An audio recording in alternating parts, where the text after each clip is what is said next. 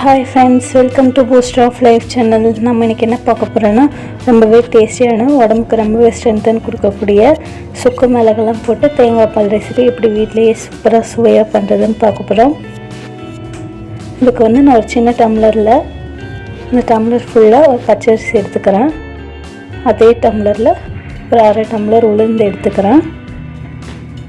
இது ரெண்டையுமே சேர்த்துட்டு இன்னும் ஒரு 3 டைம்ஸ் நல்லா கழுவி எடுத்துக்கிறேன். நான் இதை நல்லா கழுவி எடுத்துகிட்டு ஒரு 3 hours நல்லா ஊற வைக்கணும். 3 டைம்ஸ் கழுவிட்டு 3 hours நல்லா ஊறினப்புறம் அதுக்கப்புறம் நம்ம இதை அரைச்சி எடுத்துக்க போகிறோம். இது ரொம்ப ஒரு ஹெல்த்தியான டிஷ்ஷு. நமக்கு நல்லா சிவியர் கோல்டு, நல்ல நெஞ்சு சளி, வறட்டு இருமல் அந்த மாதிரிலாம் இருக்கவங்களுக்கும் இதெல்லாம் பண்ணி கொடுத்தா சீக்கிரமாக சரியாயிடும். இப்போ நான் 3 hours இதை ஊற வைக்க போகிறேன். அதுக்கப்புறம் ஒரு தேங்காய் ஃபுல்லாக இந்த மாதிரி சில்லு எடுத்து வச்சுக்கிறேன். அதுக்கப்புறம் இனிப்புக்கு ஏற்ற மாதிரி வெல்லம் எடுத்து வச்சுக்கிறேன். அப்புறம் சுக்கு இந்த மாதிரி நல்லா தட்டி எடுத்துக்கோங்க. மிளகு ஒரு 4 ஏலக்காய் டேஸ்ட்டுக்காண்டி எடுத்து வச்சுக்கோங்க. ஒரு 2 ஸ்பூன் மிளகு எடுத்து வச்சுக்கிறேன். நான் இப்போ 3 hours ஊற வச்சு எடுத்துகிட்டு இந்த பச்சரிசி உளுந்தையும் நல்லா மிக்ஸி ஜாரில் போட்டு அரைச்சி எடுத்துக்கலாம். அது கூடவே நம்ம தட்டி வச்சுருக்க சுக்கு, மிளகு, ஏலக்காய் எல்லாத்தையும் அது கூடயும் சேர்த்து நல்லா இந்த மாதிரி வலுவலுன்னு அரைச்சி எடுத்துக்கோங்க. தேங்காவை நல்லா வலுவலுன்னு அரைச்சா போதும். அது தனியாக தேங்காய் பால் எடுக்கணும்னு அவசியம் இல்லை. இதெல்லாம் ஒன்றா போட்டு ஒரு பவுலில் வச்சுக்கோங்க. அப்புறம் 2 கப்பு நான் தண்ணி ஆட் பண்ணிக்கிறேன். பாகு காய்ச்சறதுக்காண்டி நீங்கள் வெல்லத்தை அப்படியே கூட ஆட் பண்ணிக்கலாம். சப்போஸ் டஸ்ட்டு இருக்கிற மாதிரி இருக்குது அந்த மாதிரினா பாகு மாதிரி காய்ச்சி நல்லா வடிகட்டி எடுத்துக்கோங்க.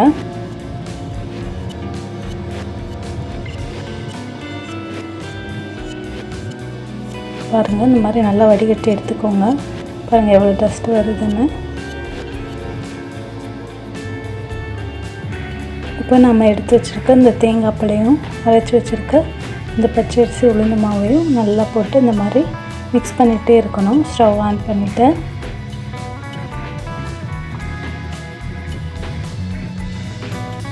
நல்லா கட்டி சேராமல் நல்லா கிண்டி விட்டுட்டே இருக்கணும். இல்லைன்னா அது கட்டி சேர்ந்துடும், இல்லை அடி பிடிச்சிடும்.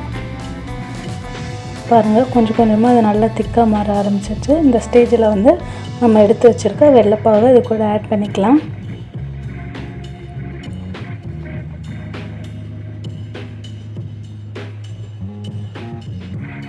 நீங்களும் வீட்டில் யாருக்காவது சளி, இருமல் அந்த மாதிரிலாம் இருந்துச்சுன்னா இந்த மாதிரி பண்ணி கொடுங்க, கொஞ்சம் சீக்கிரமாக சரியாகும். ஏன்னா இதில் ஆட் பண்ணுறதெல்லாம் ரொம்ப சத்துள்ள பொருட்கள் தான் ஆட் பண்ணுறோம். தேவையான அளவு உப்பு சேர்த்துக்கோங்க.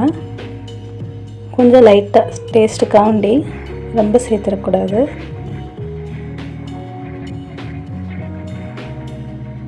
பாருங்கள், நல்லா கொதி வர ஆரம்பிச்சிருச்சு. அவ்வளோதாங்க, தேங்காய் பால் ரெசிபி ரெடி ஆயிடுச்சு. நீங்கள் இதை சர்வ் பண்ணும்போது ஒரு 2-3 ஸ்பூன் நல்லெண்ணெய் ஊற்றி சர்வ் பண்ணுங்கள். ரொம்பவே ஹெல்த்தியான டிஷ் இது. இது சின்ன குழந்தைங்கள்லேருந்து பெரியவங்கள வரைக்கும் நல்லெண்ணெய் ஊற்றி இந்த மாதிரி தேங்காய் பால் பண்ணி கொடுக்கும்போது ரொம்பவே உடம்புக்கு நல்லது. நீங்களும் வீட்டில் இதே மாதிரி பண்ணி பாருங்கள். தேங்க்யூ ஃபார் வாட்சிங்.